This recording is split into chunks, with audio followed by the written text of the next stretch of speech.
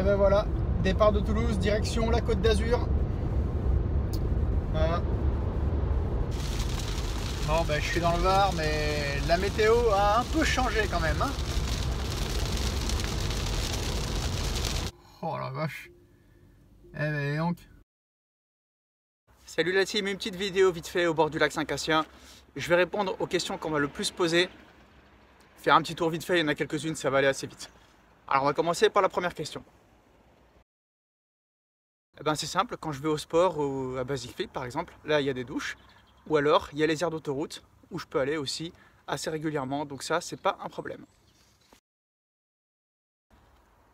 Pourquoi je vis dans la voiture?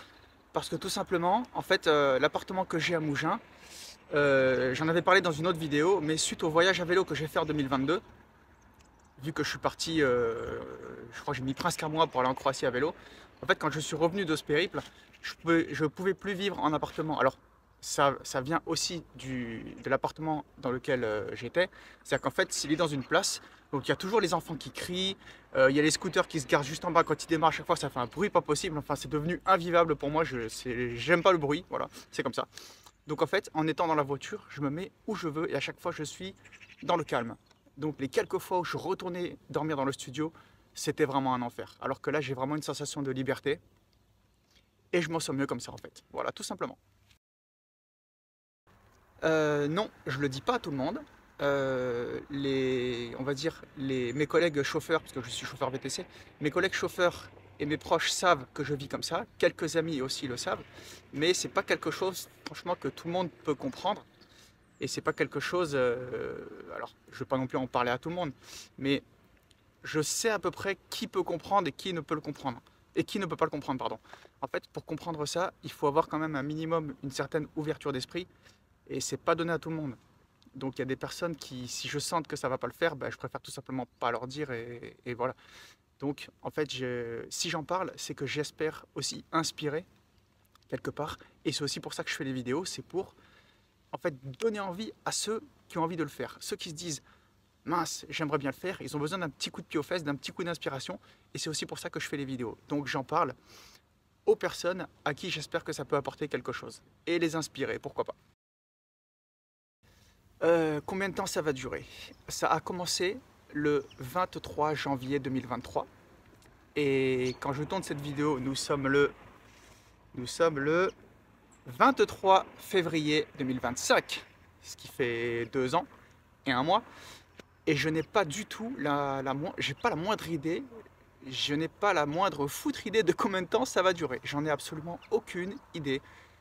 Et c'est pas intéressant de le savoir, je ne veux pas le savoir en fait. Tant que je suis bien, je vis comme ça. Et on verra par la suite. Pourquoi j'ai appelé cette voiture Miranda? Eh bien tout simplement parce que c'est un prénom que j'aime bien. Ça m'est venu comme ça en fait. Je savais déjà, avant d'avoir cette voiture, je savais déjà que ça allait être une Tesla 2021 ou 2022 et qu'elle allait être blanche. Je le savais déjà, elle allait s'appeler Miranda. Donc en fait j'ai projeté ça, c'était juste une question de temps. Et en fait, je l'ai appelée Miranda parce que j'aime bien ce prénom tout simplement. Bon, c'est marqué sur les plaques, on ne peut pas le voir parce que c'est trop petit. Et ça c'est pareil, j'en parle pas à tout le monde. Et c'est juste une question de point de vue et d'état d'esprit. Regardez par exemple, tous les bateaux, ils ont un nom et tout le monde trouve ça normal. Et quand vous dites à une voiture, tiens, j'ai appelé la voiture telle, bah, tout le monde trouve ça choquant. Parce que en fait, sous prétexte que plein de gens font quelque chose, on le valide socialement.